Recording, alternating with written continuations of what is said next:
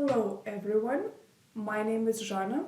Here I will briefly guide you through the principles of directed evolution and how protein engineering can benefit from droplet microfluidics. Engineering of biocatalysts can be achieved by employing three main strategies: directed evolution, rational design, and a hybrid of these two approaches known as the semi-rational approach. In rational design, precise changes in amino acid sequence are preconceived based on a detailed knowledge of protein structure and function. They are then introduced using site-directed mutagenesis. Despite spectacular examples of successful enzyme improvement through rational design, numerous attempts at redesigning enzymes have failed. These failures might result to some extent from an incomplete understanding of the underlying mechanisms required to enhance the desired enzyme properties. The objective of directed evolution is to create a specific protein function through successive rounds of mutation and selection, starting from a parent protein with a related function.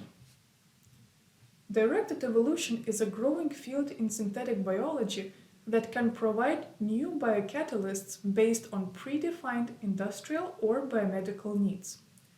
It relies on the Darwinian principle of mutation and selection, where the probability of success is determined by the ability to find rare optimal variants within a large pool of sequences.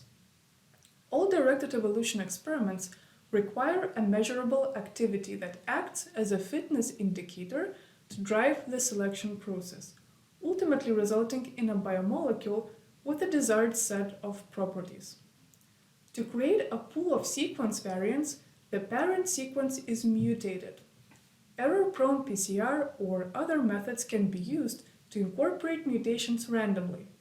Recombination can be used to introduce mutations from other functional sequences, or mutation sites can be chosen based on functional and structural information. It is crucial to preserve the linkage between phenotype and genotype. Thus, library members should be spatially separated or compartmentalized before proceeding to screening. In principle, almost any enzymatic activity can be screened in a spatially separated library format, although the time-consuming and infrastructure-intensive nature of some spatially separated screening techniques, such as screening in multiple plates, substantially limits throughput. Among high-throughput approaches that offer a rapid assessment of optical features, FACS poses a limitation to the assay design, as the detected analyte must be physically associated with the cell. In contrast, microfluidic droplets are compatible with both cell-based and cell-free assays without the throughput trade-off.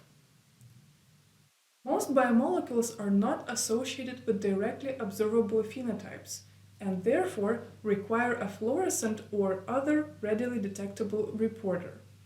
Surrogate substrates can be added to generate a fluorescent signal that is proportional to the enzymatic activity of interest. Fluorescent signal may also be generated by the detection of reaction products with specific probes, or the detection of molecular proximity by FRET.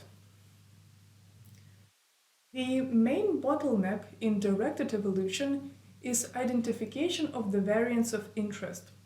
Typical libraries generated in modern directed evolution experiments can include many millions of variants, with the vast majority of sequences lacking the desired properties.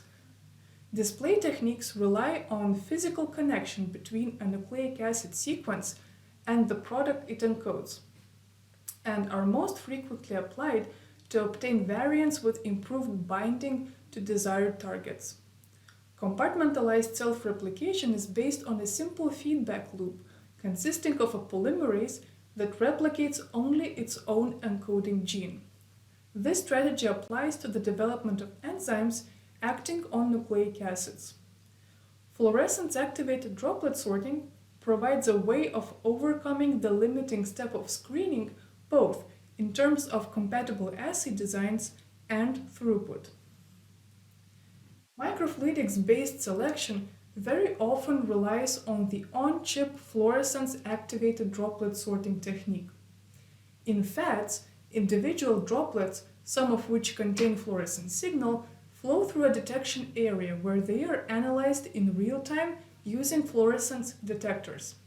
Upon detection, droplets are directed either to a sorting channel or to a waste channel based on their fluorescence patterns, allowing for the rapid physical isolation and collection of droplets with the desired characteristics.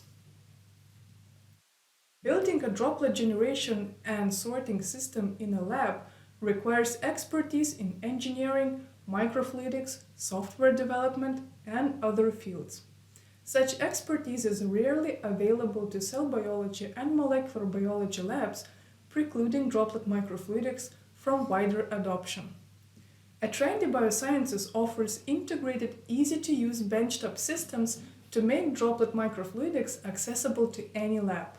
The Onyx system is designed for easy droplet generation, while Styx is an integrated platform for fluorescence-activated droplet sorting. When used together, Onyx and Styx enable the development of virtually any directed evolution workflow in droplet format. To learn more about the Atrandi Biosciences products for droplet generation, droplet sorting, and ultra-high throughput multi-step workflows, please visit our website atrandi.com and make sure to follow us on LinkedIn. Thank you for your attention. See you in our next webinars.